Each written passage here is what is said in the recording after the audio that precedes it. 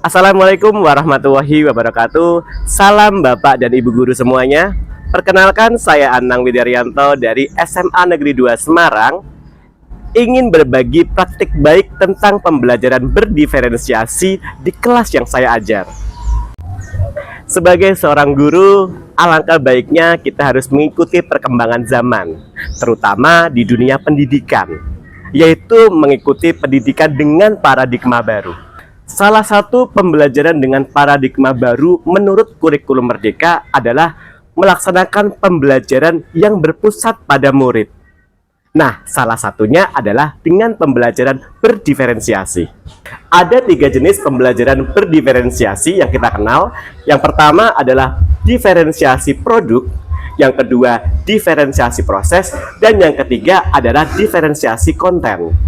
Nah, di sini saya akan berbagi praktek baik tentang pembelajaran berdiferensiasi konten yang saya laksanakan di kelas 12-7. Berawal dari analisis rapot pendidikan tahun 2024, pada rekomendasi prioritas yang diterima oleh SMA Negeri 2 Semarang, terdapat akar masalah pada metode pembelajaran dengan nilai 72,33 pada indikator peningkatan kompetensi GTK, sehingga perlu adanya peningkatan. Salah satu solusinya adalah dengan memperbaiki kualitas pembelajaran dengan penerapan pembelajaran berdiferensiasi di kelas dengan memanfaatkan TIK.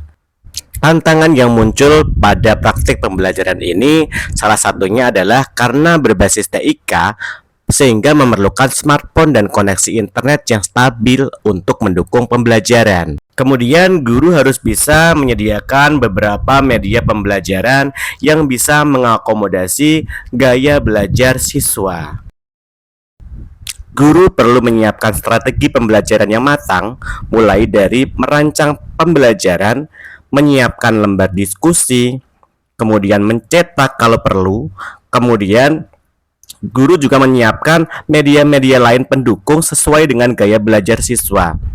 Nah, salah satunya adalah dengan menyiapkan video pembelajaran yang bisa diunggah melalui platform YouTube dan linknya dibagikan kepada siswa agar bisa dipelajari sebelum kegiatan pembelajaran dilaksanakan di kelas. Kemudian, guru bisa menyiapkan media lain seperti tanaman asli yang bisa digunakan dalam pengamatan langsung di kelas dengan memanfaatkan Google Lens untuk melengkapi lembar diskusi yang akan disediakan oleh guru. Ini salah satu cara untuk memfasilitasi anak dengan gaya belajar yang kinestetik dengan pengamatan tanaman secara langsung.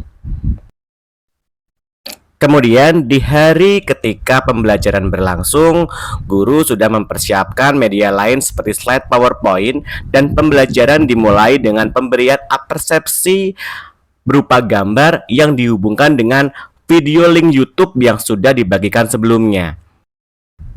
Guru juga bisa menghubungkan kejadian gambar dengan kehidupan sehari-hari murid agar lebih kontekstual. Kemudian tidak lupa guru juga menyampaikan tujuan pembelajaran yang akan dicapai pada pertemuan pada hari itu. Kemudian guru menjelaskan apa yang akan murid-murid lakukan ketika pembelajaran dengan menunjukkan tanaman yang sudah dibawa yang akan diamati.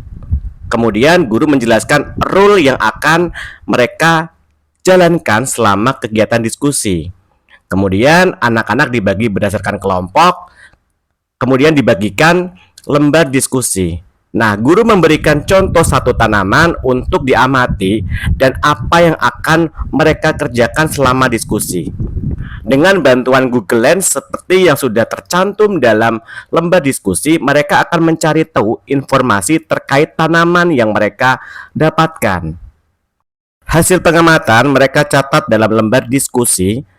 Kemudian setelah selesai mereka akan berpindah menuju kelompok yang lain untuk mencari tahu tanaman-tanaman yang ada pada kelompok lain. Kemudian mereka melengkapi lembar diskusi yang sudah didapatkan masing-masing.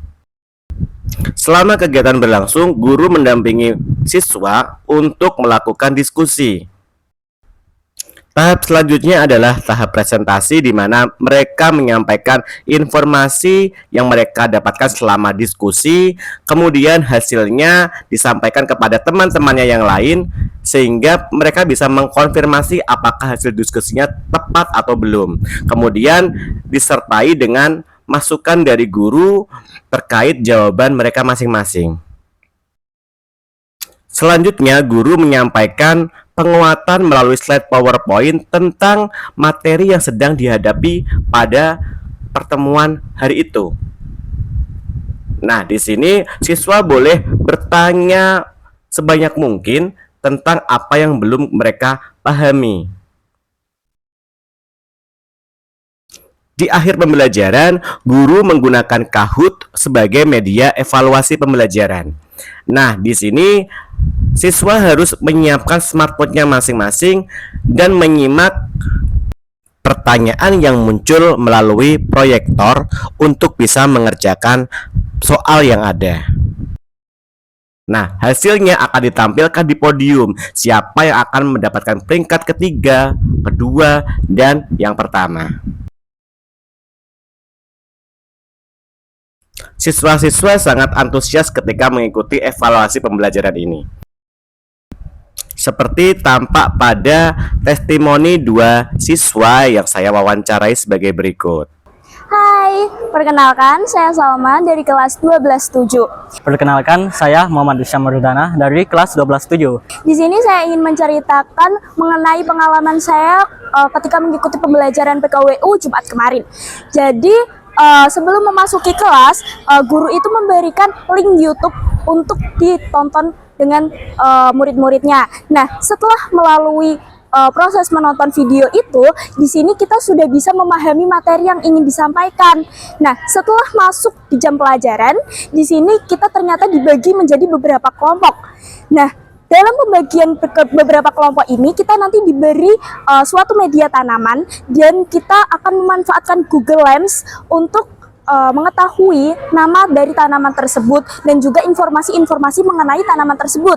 Setelah kita setiap kelompok mengetahui mengenai tanaman tersebut, di sini kita diajak untuk berkeliling bertukar informasi dengan kelompok yang lainnya, sehingga kita sudah tahu tanaman-tanaman yang ada di kelas itu, 6 tanaman yang ada di kelas itu.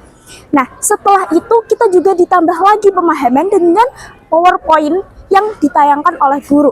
Melalui PowerPoint itu kita jadi lebih paham mengenai materi-materi yang diajarkan oleh guru. Dengan 3 media tersebut, kami dapat memilih sesuai dengan karakteristik kayak belajar kami sendiri.